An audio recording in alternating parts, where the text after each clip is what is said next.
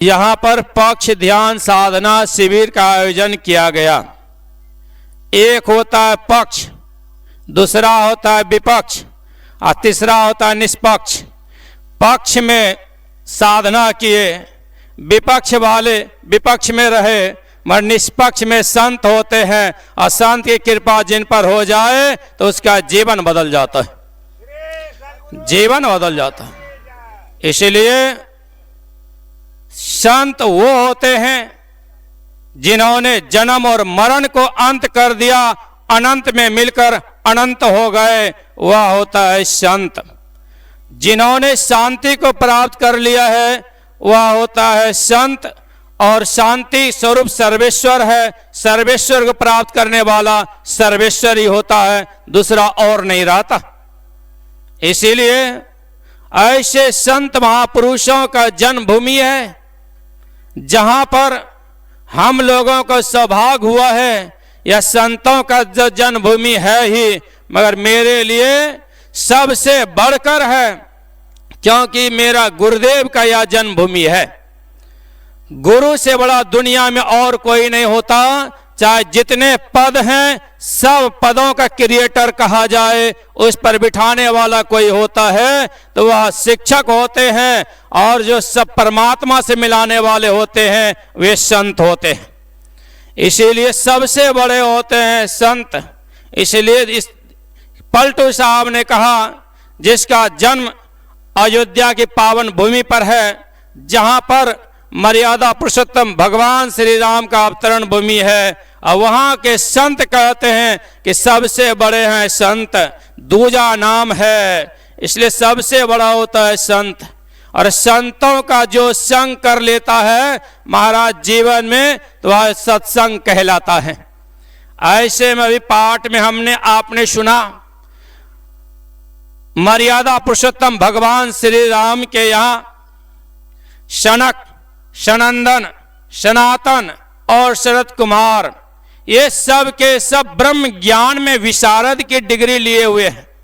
जैसे जो भी व्यक्ति सब्जेक्ट के द्वारा कि जिस भाषा पर ऑनर्स क्या डिग्रियां प्राप्त करता है तो उसे विशारद से उपाधित सम्मानित किया जाता है। और ये सब महापुरुषों ने अपने आप पर शोध करके अपने आप को जान लिया है। इसलिए ऐसे विशारद महापुरुष संत जब आए मर्यादा पुरुषोत्तम भगवान श्री राम के यहाँ, तो मर्यादा पुरुषोत्तम भगवान श्री राम अपना शासन को छोड़कर दंडोत प्रणाम देते हुए कहते क्या हैं, बड़े भाग पाइए सत्संगा, अब बिना ही प्रयास होई भभंगा।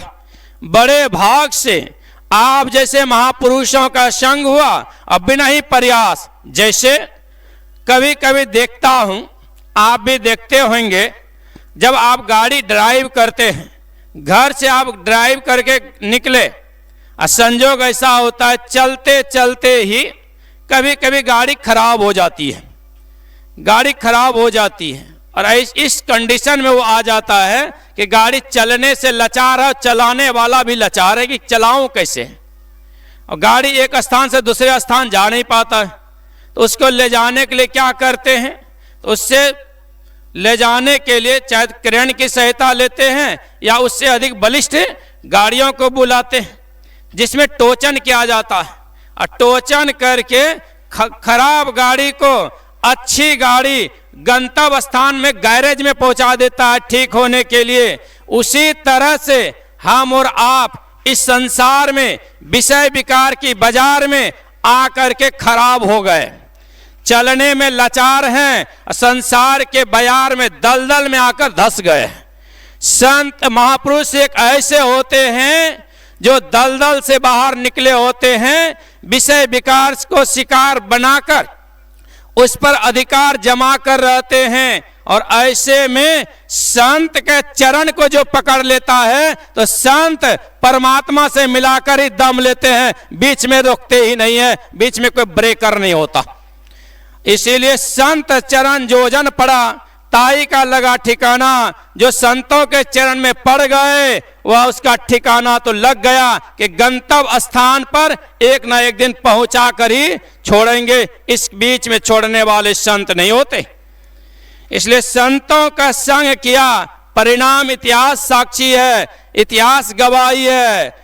संत मत की परंपरा में अगर इतिहास को सही तरह से जीवंत ज्वलंत उदाहरण में रखा जाए और देखा जाएगा तो उसमें से हमारे गुरुदेव का भी नाम है, जिसका नाम है परम पूज्यपाद महर्षि संत सेवी परमहंस जी महाराज। संत मत की परंपरा में बिखरे हुए फूलों को कोई माला नहीं कहता, संत वाणियों को जोड़कर जिसने संजोग समाज में दिया है, ऐसे महापुरुषों का नाम भी महर्षि संत सेवी परमहंस जी महाराज हुआ करता है। ऐसे में जोड़ा बिखरे हुए चीजों को, पक्ष में तो बहुत है, पक्ष में भी और निष्पक्ष में भी, विपक्ष में भी बहुत है, मगर जब सबको समन्वय करके देखा गया तो देखा गया कि सब पंथ और पंथाई भावों को हटाकर, अर्थात जो इस रास्ते में चल रहा है इसके अलावे जो विचार रखने वाले हैं, ये दोनों को हटाकर देखा जाए तो सबका एक ही मत होगा, एक ही विचार होगा, वह विचार और मत संत मत होगा।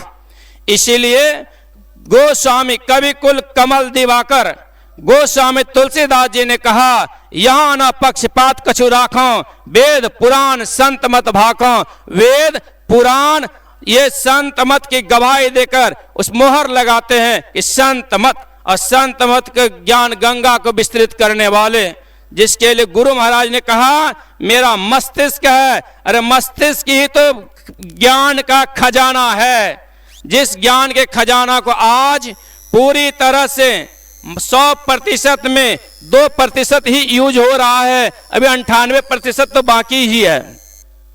ये सारे जब विस्तृत होगा तो कितना और ज्ञान का खजाना होगा।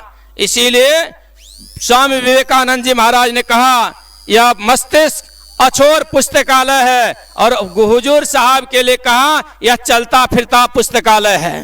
पुस्तकालय के लिए तो आपको जाना पड़ेगा, कहीं पर एक जगह घर में ढूंढना होगा पुस्तक को, और हुजूर साहब तो चलता फिरता पुस्तकालय थे, तुरंत सामने में बातों को रखने वाले। ऐसे महापुरुषों की पावन जन्मभूमि है, और ऐसे महापुरुषों को जिसने जन्म दिया है, संत पलटू साहब ने कहा सखी रे, जिसने संत को गोद खिलाया है वह यह पावन धरती है जिसका नाम है गम हरिया। जहां पर सारे गम का हरण हो जाए, दुखों का अंत हो जाए, हरि से मिलान हो जाए, उसको कहते हैं गम हरिया। उसमें हम आप मिल जाएंगे। तो ऐसे में हम लोगों के ऊपर गुरु महाराज की कृपा है, और कहने के लिए बहुत सारी बातें हैं। रहूंगा तो सुनाऊंगा, जाऊंगा तो फिर अपना ज्ञान को समेट के लेकर जाऊंगा।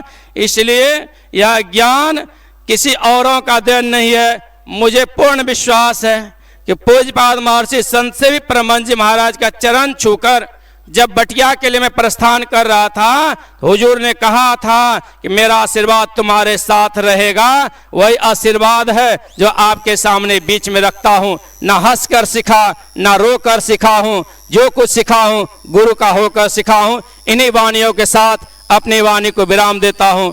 बोलिए श्री सद्गुरु